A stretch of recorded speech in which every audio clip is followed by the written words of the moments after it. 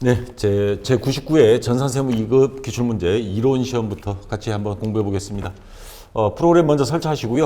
요 백데이터는 제가 요 이론 시험 강의에 같이 올려놓겠습니다. 첨부 파일로 여러분 이름 설치해 주시고, 편의상 A형으로 통일하고요. 감독관 확인번호 8098번 8098입니다. 자, 이번 시험 이 강의 들어가기 전에 제가 최근 10년치 강의를 다 올리고 있지만 이번 99회가 이론 시험은 굉장히 까다롭게 나왔습니다. 일단 출제 범위가 이게 맞는지 의제기도 아마 들어갔던 모양인데 특히 몇 번 문제가 그랬냐면 5번 문제 A형 기준으로 진행 기준에 따른 공사 수익, 이게 출제가 한 번도 안 됐었거든요. 근데 이번에 출제가 돼서 이걸 어떻게, 저도 이게 출제 범위에는 안 들어가는 걸로 지금 좀 생각이 들어요. 근데 세무사회에서 답변 나온 거 보니까 출제 범위에 들어간다고 우기는 통에 방법이 없는 것 같아요. 자, 일단 하나씩 그래도 풀어보겠습니다. 1번부터 다음과 같은 특징이 있는 재고자산이 평가 방법으로 옳은 것. 자, 선입, 후입, 이동평균법, 총평균법 어느 거에 해당되느냐 하는 문제입니다. 자, 기말 재고자산이 최근에 매입한 단가가 적용되므로 시가에 가깝게 표시된다. 이게 무슨 말이냐면 기말 재고자산이 시가에 가깝게 표시된다는 건 가장 최근에 매입한 거는 놔두고 오래된 거는 팔린 걸로 한다 이 말입니다. 그러면 앞에 게 먼저 나가는 거죠. 먼저 들어온 게 먼저 나가는 거 뭐예요? 선입선출법입니다. 일단 이거를 잘 읽어보면 정답은 찾을 수 있겠습니다. 선입선출법. 그리고 현재의 수익에 과거의 원가가 대응된다. 왜냐하면 가장 최근에 들어온 거를 빼는 게 아니고 가장 먼저 들어온 걸 빼버리니까 원가가 좀 차이가 있겠죠. 왜냐하면 물가는 대부분 상승하니까 상승하게 되면 오래된 원가를 적용해서 과거의 원가가 대응된다라는 말이 선입선출법에는 해당이 되고요. 물가가 상승하는 상황에서는 당기순이익이 과대계상된다. 물가가 상승하게 되면 앞에 게 싼 거죠.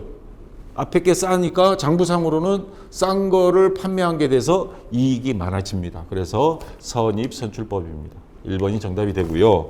여기까지는 좋은데 이게 지문을 읽는데 1분당 한 문제로 기준으로 해서 내는데 이렇게 길게 돼버리니까 읽는데도 한참 오래 걸리겠어요.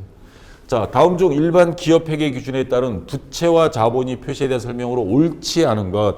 1, 2번은 부채에 대한 설명이고 3번, 4번은 자본에 대한 설명입니다. 자, 하나씩 보겠습니다. 1번 보고기간 종료일로부터 1년 이내에 상환되어야 하는 채무는 보고기간 종료일과 재무제표가 사실상 확정된 날 사이에 보고기간 종료일로부터 1년을 초과하여 상환하기로 합의하더라도 유동부채로 분류한다. 말이 굉장히 이게 기업회계 기준을 그대로 갖다 놓은 거더라고요. 자, 이걸 쉽게 표현하면 보고기간 종료일, 결산일 12월 31일 기준으로 앞으로 1년 이내에 상환해야 하는 채무는 유동부채죠. 자, 1년 이내에 상환해야 되는 채무는 이라는 뜻이고, 그 다음에 재무제표가 사실상 확정된 날 12월 30일이 결산일이지만 결산은 그 다음에 하다 보면 다음 해 1월, 2월까지 우리 증권거래소 기준으로는 75일인가? 2달까지는 봐줘요. 그래서 2월 달에 전년도 분기, 4분기 이익이 공시되고 그러죠. 자, 그 사이에 종료일부터 1년을 초과해서 1년을 초과해서 상환하기로. 그러면 1년, 결산일로부터 1년 이내에 갚아야 되는 게 유동부채잖아요. 1년 이내에 단기. 그러니까 근데 그걸 넘어서 상환하는 경우에 이것도 유동부채냐, 이건 1년 넘었으니까 비유동부채 아니냐라는 질문이 나오는 겁니다. 근데 합의하더라도 여러분들, 자, 채권자, 채무자가 있으면 이 돈 갚아라 하는 그 권리는 채권자가 정하죠. 대부분은. 자, 서로가 이 돈은 1년 이내에 갚는 걸 원칙으로 하되, 예를 들어서 좀 사정이 여의치 않으면 그 다음 6개월 연장해 준다라고 서로가 합의가 약정사가 돼 있다 그러면 그때는 비유동부채를 해야 돼요. 근데 채권자한테 승낙을 받아야 돼. 채무자는 어쨌든 빚쟁이니까 요거 코로나 때문에 어려워서 장사가 안 돼서 요거를 한 달만 좀 연기해 주시면 안 될까요? 한 달 후에 갚으면 안 될까요? 라고 사정했는데, 그래 요즘 다 특별한 상황이니까 봐줄게, 요렇게 한다면 요거는 서로가 약정서, 서류에 기재가 안 돼도 뭐예요? 합의가 되니까 구두상이지만 그러면 돈은 1년을 초과해서 갚았지만 그래 유동부채로 본다라고 기업회계준에 돼 있습니다. 그래서 그런 말이에요. 근데 2번은 잘 보세요. 보고기간 종료일부터 비슷해요. 채무는 기존이 차입 약정이 돼 있습니다. 이건 합의고 이거는 약정이 돼 있다라는 거는 뭐예요? 서류상으로 만들었다는 거죠. 따라 보고기간 종료일부터 1년을 초과하여 상환할 수도 있고 우리 약정서 썼지 않습니까? 좀 이따 갚아도 되잖아요. 이거는 따질 수가 있죠. 왜 안 갚냐고 했을 때. 왜? 약정서가 있는데 뭐. 이거는 그냥 합의고 부탁해서 들어준 거고 상환할 수 있고 기업이 그러한 의도도 있어요. 이거 약정서대로 우리 1년 내내 안 갚을 거야. 그러면 유동부채로 분류하면 안 됩니다. 이거는 이 채무자 입장에서는 비유동부채로 표시해야 됩니다. 자, 그래서 요 1번과 2번은 전혀 상황이 다른 거예요. 이거는 부탁해서 들어준 거고 요거는 한마디로 뭐예요? 약정서에 돼 있고 우리 회사도 그렇게 알고 있고 그랬을 경우에 그럴 때는 비유동부채로 한다. 그래서 자 2번이 부채에 대한 표시 옳지 않은 거 2번이 정답이 되는 겁니다. 자, 그 다음에 자본잉여금은 주식 발행 초과금 기타 자본잉여금으로 구분하여 표시한다. 요거 헷갈리면요. 그 재무제표에 가시면 요거 다 나와 있습니다. 다 구분 표시되어 있고요. 맞고요. 이익잉여금은 법정적립금, 이익준비금이 대표적인 케이스죠. 현금 배당할 때 현금 배당액의 10분의 1 이상을 자본금의 2분의 1에 달할 때까지 해야 되는 거. 그 다음에 임의적립금, 적극적 적립금, 소극적 적립금. 적극적 적립금은 뭐 사업 확장 적립금, 감차 적립금 이런 것들이 있고요. 그 다음에 미처분 이익잉여금 또는 미처리 결손금 이렇게 구분해서 표시하는 거 맞습니다. 이것도 재무상태표 보면 나와 있고요. 자, 그래서 요게 틀린 거 굉장히 까다로운 문제입니다. 이런 문제는 저도 처음 보는 것 같아요. 자, 요거는 전산세무 2급 범위에 맞습니다. 요거는 자 3번 다음 중 유동성 배열법 뭐예요? 흐름이 있는 것 유동적이다. 다시 말해서 현금화가 빠른 거 배열법에 의한 재무상태표 작성 시 가장 나중에 배열되는 거 제일 앞에는 당좌자산 그 다음 재고자산 뭐 이런 것들이 표시가 되겠죠. 자 상품 재고자산 당기대여금은 이건 당좌자산 요거는 재고자산 그 다음에 선납세금부터 하겠습니다. 자, 요거 당좌자산입니다. 먼저 납부한 세금. 임차보증금은요. 요거는 자, 요럴 때는 계정가공 및 정기증금 메뉴 딱 검색해서 컨트롤 F 눌러서 임차보증금 기타 비유동자산입니다. 그래서 제일 뒤에 있는 겁니다. 기타 비유동자산은 자, 그래서 3번이 제일 뒤에 있는 유동성 배열법 순서로는 제일 뒤에 있다. 3번이 정답이 되는 겁니다. 자, 그 다음 3번 문제. 사채에 대한 문제가 나왔습니다. 사채에 대한 문제 이번에는 좀 특이하게 나왔어요. 그전에는 유효이자율법에 따라서 뭐 사채 할인 발행 차금 상각이 뭐 많아진다 적어진다 장부가액이 많아진다 적어진다 이렇게 나오는데 발행에 대한 거 나왔습니다. 할증 발행 할인 발행 자 설명으로 옳은 것 찾으라 그랬습니다. 자 시장 이자율이 액면 이자율보다 높다면 할증 발행된다. 시장 이자율 자, 액면 이자율은 그 채권, 사채 채권에 있는 게 예를 들어 10%로 표시가 됐어요. 근데 시장 이자율이 자, 액면 이자율보다 높다. 그러면 시장 이자율이 크다는 거죠. 12%예요. 그러면 누가 사겠어요?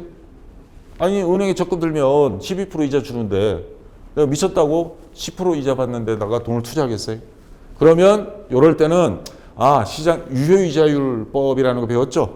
그래서 요 차이 금액을 보조해주는 형태로 해서 아예 처음부터 싸게 발행하는 겁니다. 자, 금액은 10만 원짜리인데 뭐 9만 원에. 그러면 뭐예요? 나중에 상환 받을 때는 10만 원 다 돌려받아요. 그러면 요 10%에다가 또 아까 상환할 때 얼마? 10만 원 다 돌려받으니까 1만 원 더 돌려받는 거죠. 자, 유효이자율은 나중에 계산해 봐야 됩니다. 그럴 경우에는 뭐예요? 싸게 발행한 거죠. 할증이 아니고 할인 발행이 되는 겁니다. 자, 이번엔 반대로 시장 이자율이 액면 이자율보다 낮다. 오히려 요게 액면 이자율이 커요. 이거 10%인데 얘는 8%야. 그러면 이거는 비싸게 팔아야죠.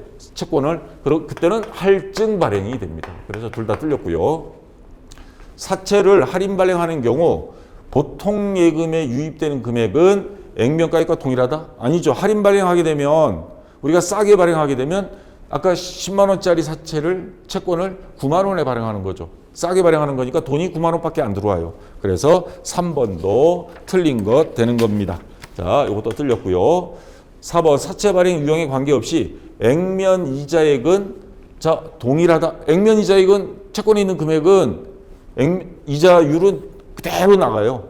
그래서 액면에 있는 이자는 줍니다. 대신에 이런 경우에 할인 발행할 때는 싸게 채권을 발행하니까 10만 원짜리 9만 원에 샀으니까 그래 10%에다가 9만 원까지 하면 뭐 괜찮네 라고 해서 매입하게 됩니다. 이거는 맞는 말입니다. 자, 액면 이자액은 할인 발행이든 할증 발행이든 상관없이 그 이자액은 동일하다. 자, 그래서 4번이 맞는 겁니다. 자, 이 문제도 4번도 쉽지 않은 문제고 이해하기가 자, 이게 출제 범위에 들어가느냐 마느냐 지금까지 단 한 번도 출제 안 됐었습니다. 자, 근데 기억 나왔으니까 이거 전산세무 1급에서는 종종 나와요. 근데 요거 한번 전산세무 1급 공부하는 셈 치고 설명드리겠습니다. 자, 주식회사 건축은 2019년에 주식회사 한국이 사옥을 신축하기로 계약하였다. 건설회사 입장에서 하는 겁니다, 지금. 그래서 총 공사 계약금은 1,000만 원짜리 건물을 짓는 겁니다. 자, 받을 돈은 1,000만 원이에요. 총. 그러니까 수익 금액이 되는 거죠. 매출액, 건설회사 입장에서 매출액이죠. 자, 공사가 완료된 2021년까지 19년부터 21년까지 2년간 공사하는 겁니다. 그리고 계약금 받고 그다음 중도금 받고 뭐 이렇게 공사 진척도에 따라 돈을 받게 되는 거죠. 자, 공사가 완료된 2021년까지 주식회사 한국이 사옥 신축 공사 관련된 자료는 다음과 같다. 주식회사 건축이 진행 기준에 따라 수익을 인식할 경우 2021년에 인식하여야 할 공사 수익은 얼마인가? 전체 원가가 얼마인지 지금 여기 다 있습니다. 근데 2021년 요 한 해에 그러니까 이익도 공사가 다 끝난 다음에 한꺼번에 이익을 계산하는 게 아닙니다. 왜냐하면 금액 자체가 지금이야 뭐 1,000만 원이지만 몇십억, 몇백억 갈 수도 있잖아요. 그러니까 2019년도 이익 얼마. 왜냐하면 그 회사는 1년 단위로 장부를 마감하고 건설회사도 작년 대비 우리가 순이익이 얼마다. 그래서 공시를 해야 주식을 사잖아요. 뭐 현대건설, 뭐 대우건설 막 있듯이. 뭐 3년 이렇게 할 수는 없으니까 매년 이익은 진행 기준에 따라 매년 수익은 당기순이익은 발표를 해야 됩니다. 자, 그게 바로 진행 기준에 따른 수익 계산인데, 자, 요게, 자, 요쪽에 빙판 좀 만들어서, 아이고, 이번 시간 굉장히 강의가 길어지겠네요. 자, 공식이 있습니다, 요게. 진행 기준으로 했을 때 매년 공사 수익은 어떻게 계산하느냐.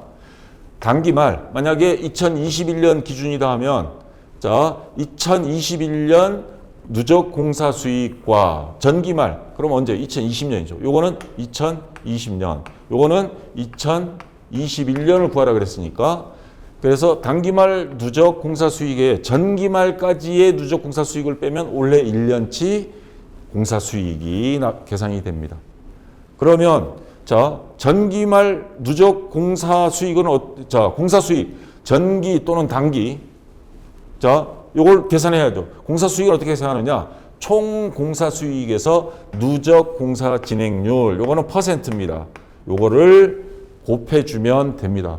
총 공사 수익은 이거예요. 총 3년 동안 1,000만 원 곱하기 누적 공사 진행률을 곱해주면 됩니다. 그러면 누적 공사 진행률은 어떻게 하느냐?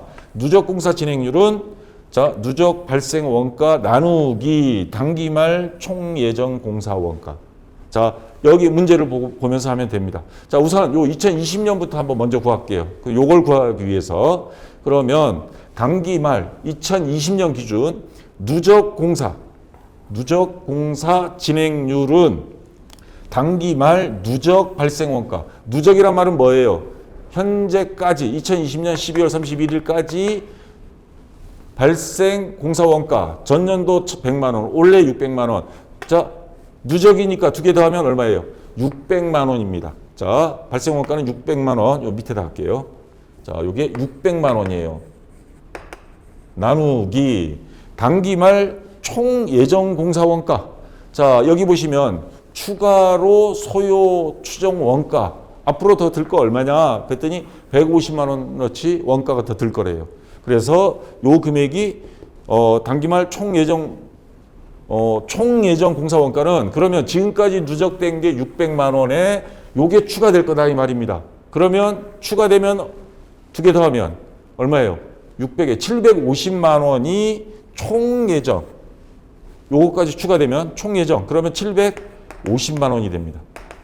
자, 750만 원 대비 600만 원 퍼센트로는 이게 몇 프로 나와요? 80%? 예, 80% 나옵니다. 자, 요게 몇 년도니까 2020년. 2020년 진행률은 80%.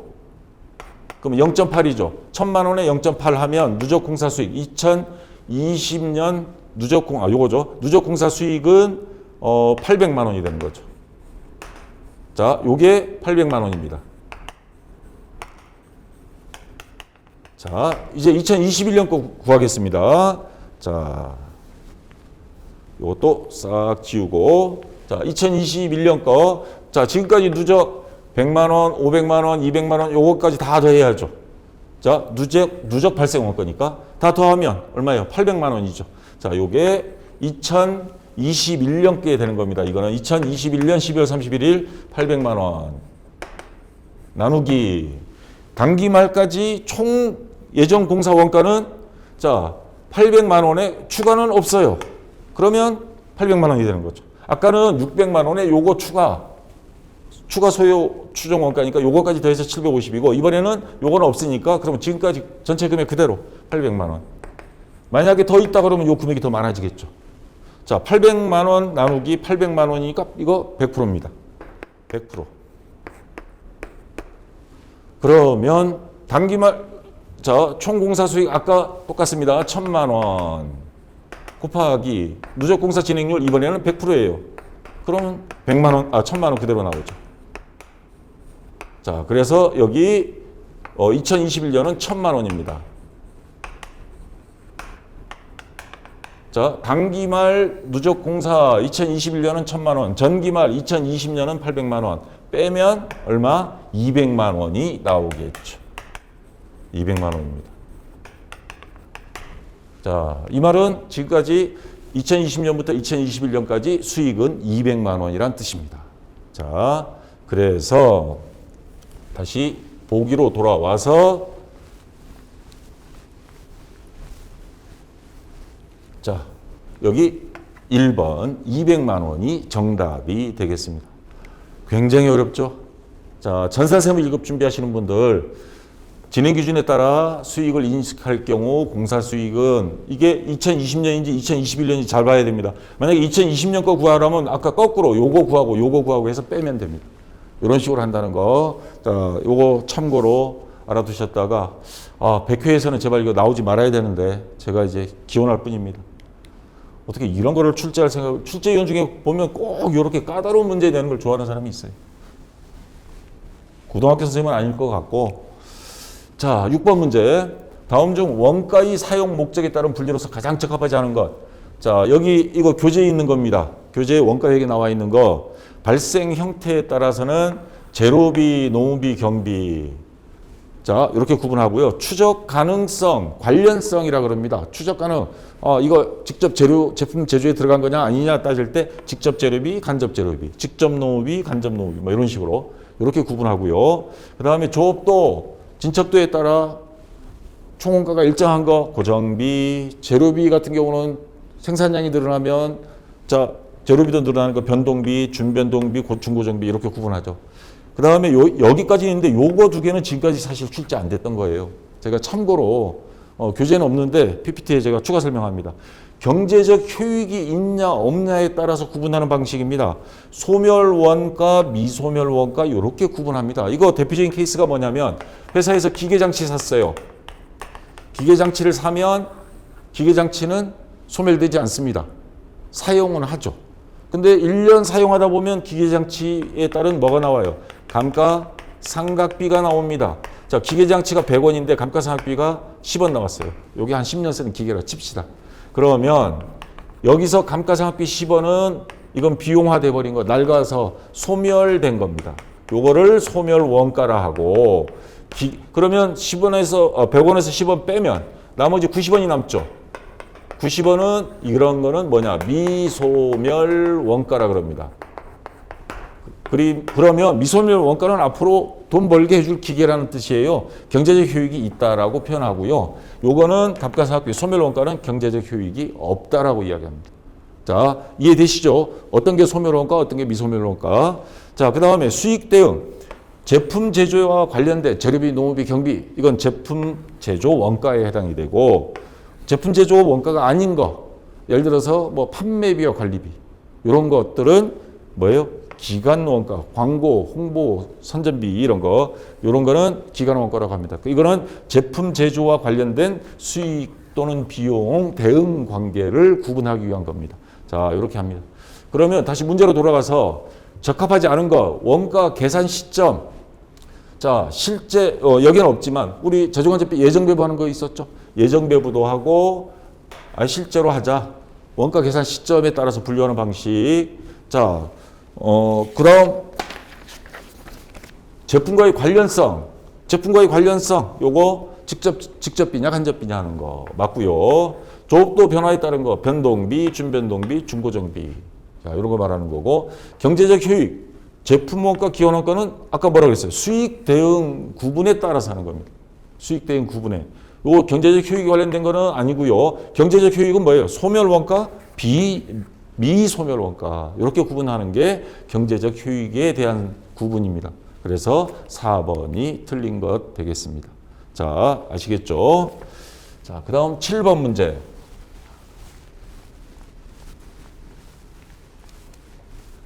자, 제조 간접비를 배부할 때 직접 배부법, 상호 배부법, 뭐 단계 배부법 뭐 이렇게 하죠. 요 다음 문제도 그게 나오지만 배부 기준이라는 게 있습니다. 이거 교재에 있습니다. 원가 회계 교재에.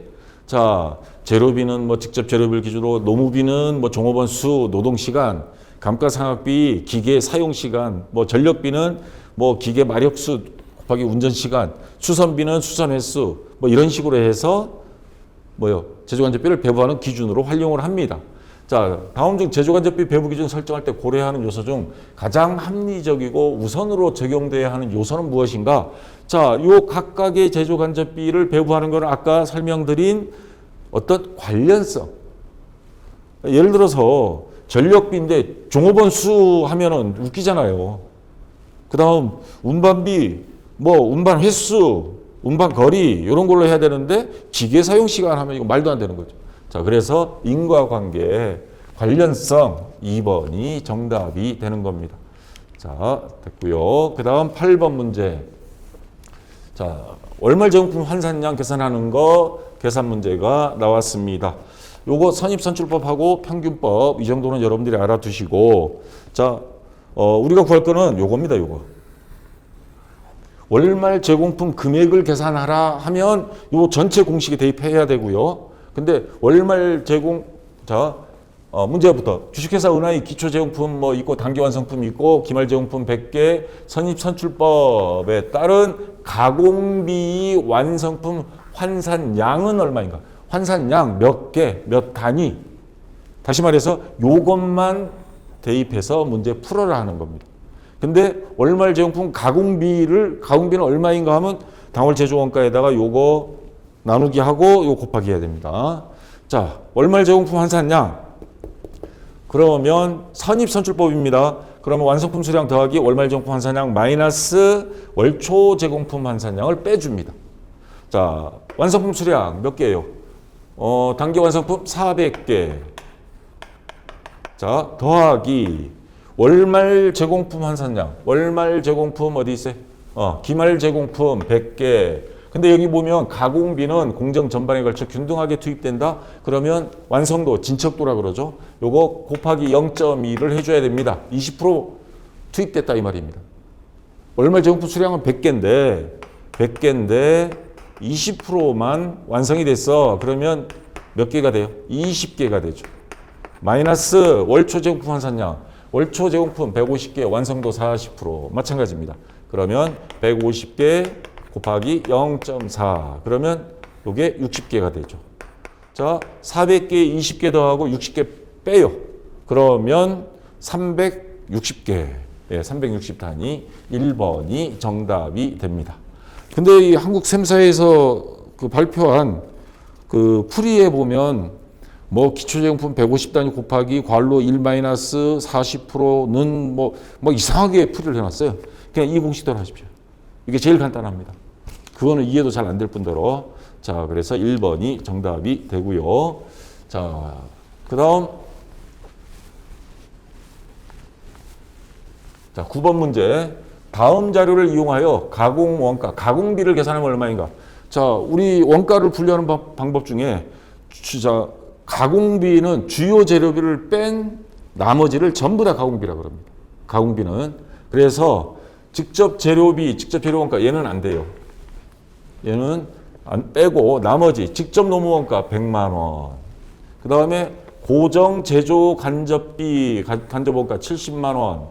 자, 요거 다 재료비 빼고는 다 들어간다 그랬죠. 그 다음에 변동 제조 간접비는 직접 노무 원가의 80%다. 직접 노무 원가 곱하기 0.8 하면 80만 원이죠. 자, 그러면 100만 원에 70만 원에 80만 원 다 더합니다. 그럼 얼마예요? 250만 원? 예, 3번이 정답이 되겠습니다. 자, 이거는 그렇게 어려운 문제는 아니고요. 하긴 뭐 제가 어렵지 않다 그러면 여러분은 그것도 어렵다 그러던데. 자, 그 다음 10번 문제. 자, 제조간접비 배부하는 문제입니다. 문제를 아주 복잡하게 만들어 놨지만 문제 잘 읽으면 쉽게 해결할 수 있는 문제입니다. 주식회사 정원은 각각 두 개의 제조부문 A1과 A2, 제조부문은 A1과 A2가 있고요. 보조부문은 Z1과 Z2를 운영하고 있다. 보조부문이 제조부문에 대한 용역제공 비율은 다음과 같다. Z1의 원가는 요게 83만 원이고요. 그 다음에 Z2, 얘 원가는 68만 원입니다. 일때 단계 배부법에 따른 Z2의 배분 대상 원가는 얼마인가? 단계 배부법을 하라 그럽니다. 그러면 단계 배부법은 보조 부문 중에 어느 한쪽만 서로가 주고받고 다른 한쪽은 못 받는 거예요. 상호 배부법은 둘 다 한 번씩 주고받습니다. 자, 단 Z1이 원가를 먼저 배분하는 것으로 가정한다 그랬습니다. 얘를 Z2에는 주는데 얘는 얘한테 안 줘요. 그 다음 제조 부문으로 보내는 겁니다. 자, 그러면 83만 원을 어떻게 나눠주느냐? Z1의 배부 기준은 배부 기준 보면 A1에 50% 주고 여기 40% 주고 자기한테는 안 주죠, 당연히. 그 다음에 보조 부문 얘한테는 10% 줘요. 근데 이 얄미운 애는 얘한테는 안 줘. 그냥 자, 그러면 10% 줄 거예요. 83만 원에 10% 곱하기 0.1 83,000원. 여기 83,000원 배부해 줍니다. 자, 이 문제에서 찾으라고 한 거는 뭐냐 하면 Z2의 얘 배분 대상 원가는 얼마인가? 그러면 Z2는 원래 자기 금액 68만 원에 얘한 Z1으로부터 83,000원까지 받았어요. 그럼 요 두 개를 합쳐서 어떻게? 제조 부문으로 배부를 해줘야죠. 그러니까 요 두 개 합친 금액이 얼마냐 하는 말입니다. 68만 원에 83,000원 하면 70 얼마예요? 63,000원이죠. 예, 두 개 더하면 여기 있죠. 3번이 정답이 됩니다. 예, 이런 말입니다. 복잡한 것 같은데 문제 잘 읽으면 풀이할 수 있습니다. 자, 이제 원가 회계도 끝났고, 자, 부가가치세입니다. 다음 중 부가가치세법상 환급과 관련된 설명으로 가장 틀린 것. 환급은 두 개 있습니다. 일반 환급이 있고, 우리가 부가세를 돌려받을 게 있다는 말이에요. 그 다음에 조기 환급이라는 게 있습니다. 막 기계장치 사가지고 돈이 많이 들었어요. 그래서 운영자금이 모자라니까 국세청에 가서 요거 천상 우리 환급받을 거 빨리 좀 해주세요 라고 신청하면 나옵니다. 자, 그러면 틀린 거 찾으라 그랬습니다. 납세지 관할 세무서장은 환급세액을 원칙적으로 확정신고 기한 1년에 2번 있죠. 자, 지난 후 30일 이내에 환급을 해줘야 됩니다. 옛날에는 이게 국세청 직원들 뒷돈 받아먹으려고 장난쳤어요. 제때 환급 안 해주니까 아예 법으로 정해버렸습니다. 국회에서. 이거 환급 확정신고, 그러니까 일기 확정신고는 언제예요? 7월 25일까지 하죠. 이때부터 30일, 8월 24일까지는 줘야 된다 이 말이에요. 그 다음에 1월 25일 날 확정 신고해서 납부하면 그 다음 자 그래서 30일로 못 박아놨다는 거. 그 다음에 이거 맞는 말이고요. 그러니까 2번 납세지 관할 세무서장은 조기 환급세 그냥 환급이 일반 환급이고 조기 환급이에요. 좀 빨리. 특히 운영자급 창업할 때 운영자가 모자라잖아요. 그러면 이때보다는 훨씬 빨리 줘야 되겠죠. 발생하는 경우 조기 환급 신고 기한이 지난 후 20일 이내에 환급해야 한다? 아, 빨리 달라 그러는데 무슨 20일이야. 이거 30일의 절반, 15일이 맞습니다. 이거 조금 치사한 문제, 이런 식의 문제는 출제하지 말아야 되는데 이거 다 외워야 되잖아, 그러면. 하여튼 이 정도 알아두십시오. 일반 환급보다 절반, 딱 50%, 15일 이내. 그래서 2번이 정답이 되겠습니다. 조기 환급 신고는 개인 사업자, 법인사 구분 없이 누구나 다 조기 환급 신고할 수 있고요. 다 해줘야죠, 이거는.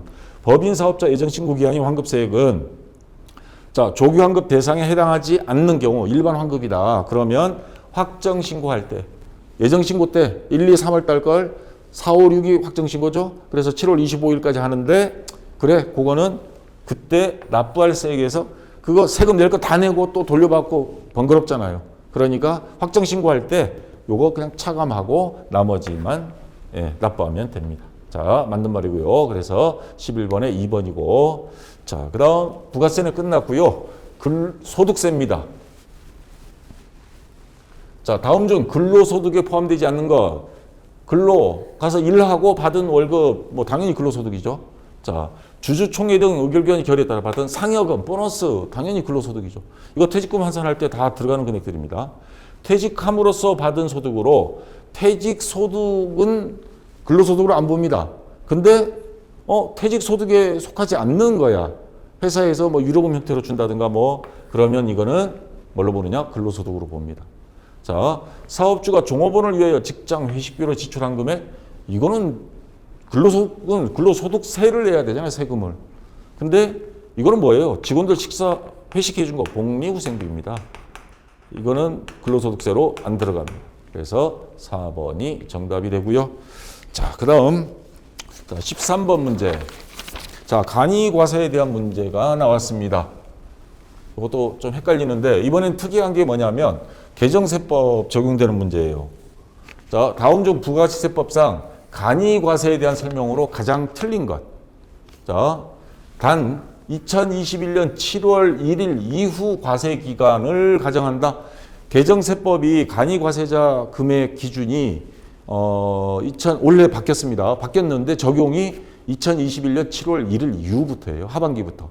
자, 어떻게 바뀌었냐면 대표적인 거 요거 한번 교재 285페이지에 있습니다. 요거 285페이지에 제가 표로 만들어 놨는데 직전 연도의 재화 용역 공급에 대한 공급 대가의 할 그러니까 원래 간이과세자 적용받냐 못 받냐는 전년도 기준으로 봅니다. 전년도의 공급 대가입니다.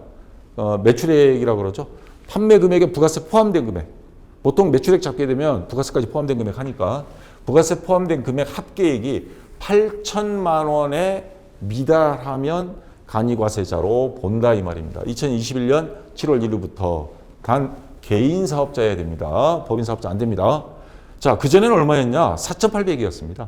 4,800만 원이었다가 코로나 때문에 워낙 어려우니 4,800만 원, 연 4,800이면 부가세 포함해서 한 달에 부가세 포함해서 400밖에 안 되는 거예요.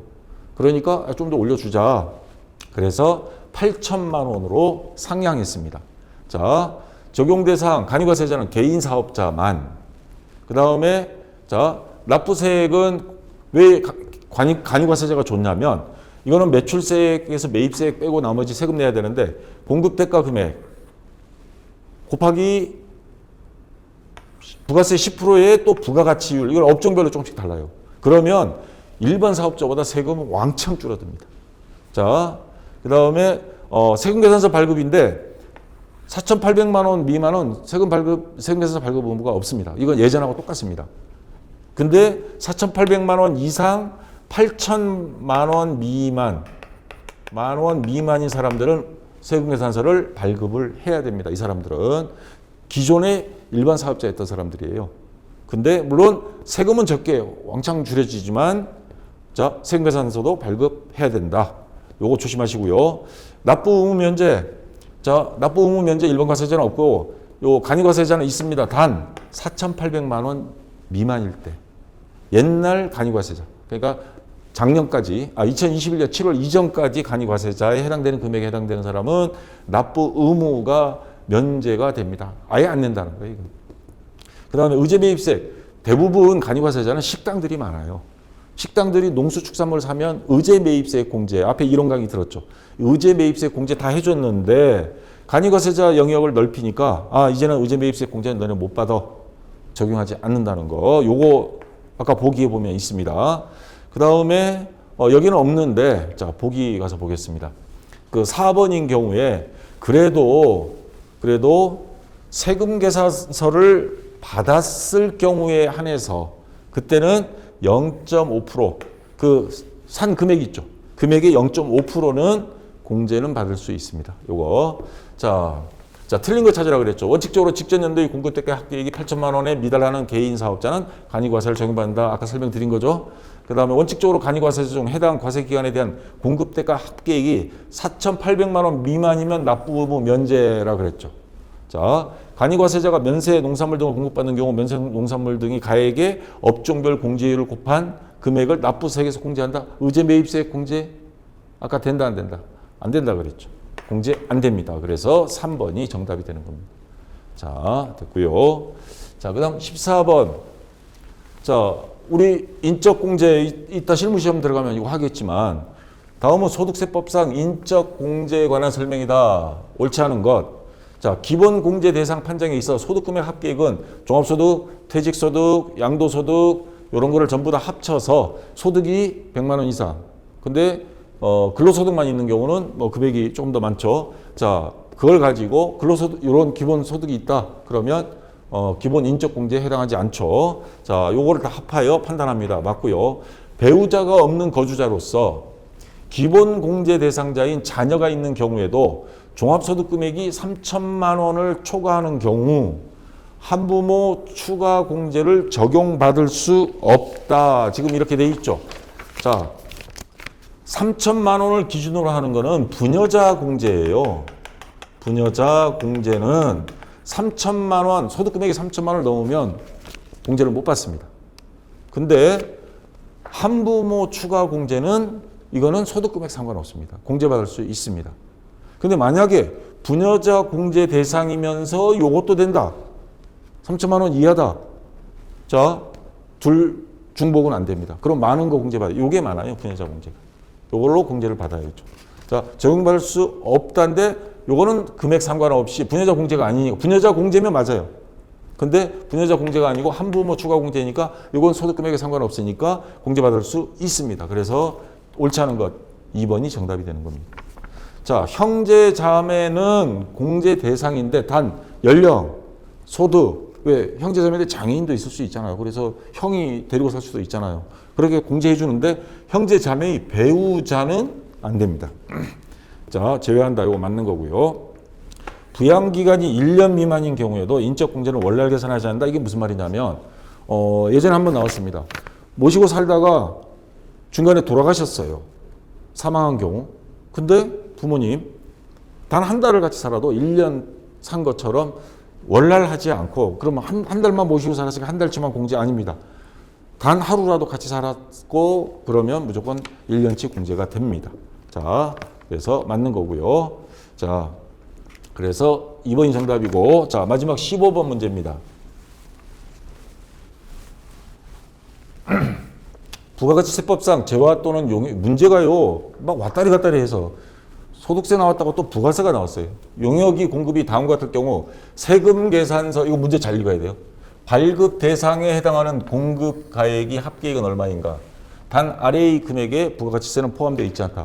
조심해야 될 게 세금 계산서가 없다면 금액이 정답이 달라집니다. 근데 세금 계산서 발급을 해야 되는 매출액은 어느 거냐 이런 뜻입니다. 자, 내국 신용장에 의한 수출 이거 간접 수출이죠. 수출 대행업체에 또는 우리가 수출을 하는데 국내 업체로부터 매입해서 내국인끼리의 거래가 됐을 때 영세율을 적용하긴 해요. 근데 세금 계산서는 발행은 해야 됩니다. 세금은 안 내지만 자 2,500만 원 해당되고요. 직수출액은 생계산서 발행 안 해줘. 우리 회사가 외국에 직접 수출했어요. 외국 사람한테 생계산서 한번 줘보세요. 한국말로 된 거 읽을 수 있나 없나. 자, 요거는 해당이 없고요. 부동산 임대 용역은 과세되고요. 세금계산서, 여러분들 건물 빌릴 때 그 사업자로 해서 건물 빌릴 때 세금계산서 발행합니다. 아파트는 아니고요. 이런 상가 빌릴 때, 자, 요거 세금계산서 발행됩니다.